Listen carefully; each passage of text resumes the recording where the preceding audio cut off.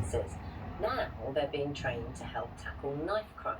A research project is looking at how dogs could help police find knives used to commit crime by identifying a chemical compound that's created when blades make contact with human skin.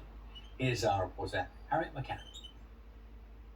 Could these dogs be the solution to a deadly menace on Britain's streets? So she's going to search each individual pot until hopefully she indicates on the target owner. Just like that. Blades like this were banned last year, but it hasn't solved the problem. The Office for National Statistics says in the last 10 years there's been a 78% increase in knife-related crimes in England and Wales. Now, a project in Plymouth is looking at using dogs' amazing sense of smell to reduce this statistic. Bonnie is their first trainee.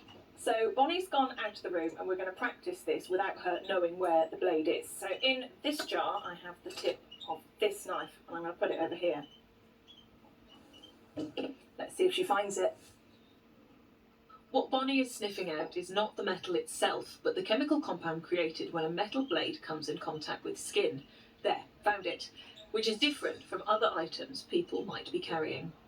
If you've got a knife on you, the dogs will indicate. If you're carrying car keys, coins, they will dismiss those, whereas the traditional electronic detection methods won't. They will ping on absolutely everything that's of a metal type structure. We're used to seeing working dogs at railway stations and airports, as well as in search and rescue situations. There's a long way to go and more research to do before knife detection dogs become so widespread, but those involved in the project think it will do good. If he can save a life, if just by detecting that knife he saved a life, it's worth it. She believes in the project so much, she's willing to get involved in the exercises. As part of their training, the dogs also learn to detect on people. In today's lineup, Sally, BBC intern Ollie, and me. Did Sprocker Spaniel Reg find the hidden multi-tool? Of course he did. Yes, good boy, well done. And in return for all his hard work, a good old-fashioned fuss. Hattie McCann, BBC News, Plymouth. We've got the best guests in the studio this morning. We have Reg and Bonnie. I'm so sorry, Brian and Andy, but Reg and Bonnie are the best guests that we've had this morning. We've got Bonnie over here with Brian. Good morning to you. Brian, you're the founder, Brian Metz, founder of Knife Detection Dogs UK. Yeah. And we've got Reg here with Andy Lightfoot, also from Knife Detection Dogs UK. We were just having a chat because all of a sudden they're performing for the camera. They've just calmed down. Oh no, Register having none of it. We were just talking about actually what these dogs do, and we'll talk about the detail and what they're finding. But what these dogs do, we must remember it's a game.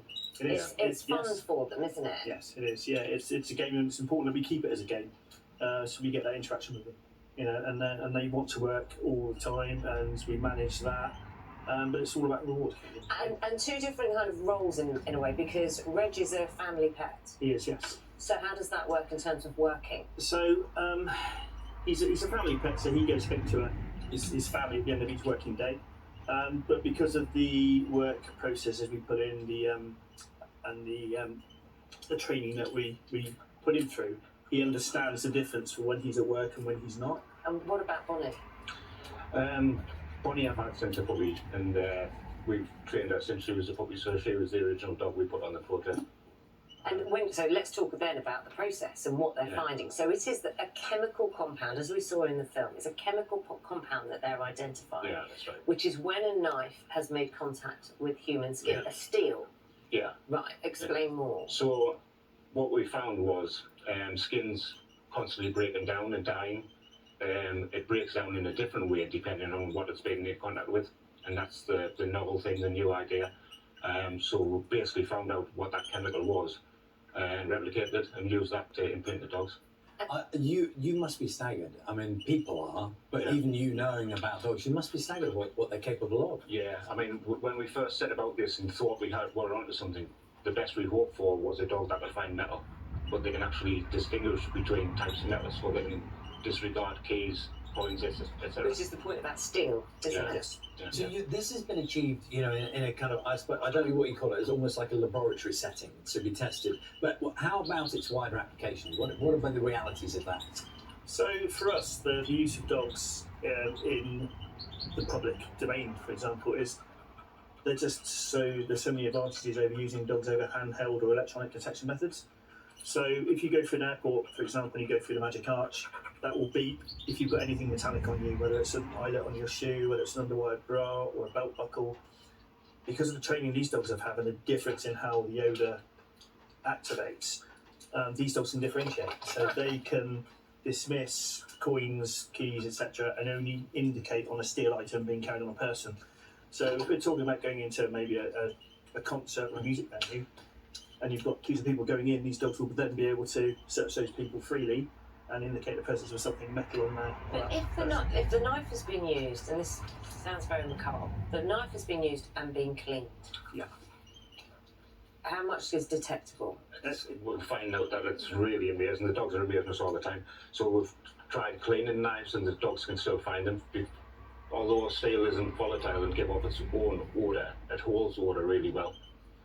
Right, so you could look gleamingly clean, but the chemicals are still in there. Yeah. How is this going to be? Who's going to put this into practice? Where is it going to work? Well, we see it. We would love the police and the Home Office to get on board with it for the police service, private security industry as well. We would believe so. And what's the appetite for that? In terms of what responses you've had? We've had so much interest from abroad. Massive amounts of interest from abroad. We approached the Home Office for support. Representatives came and saw a demo day that we put on for them, and it was two scientists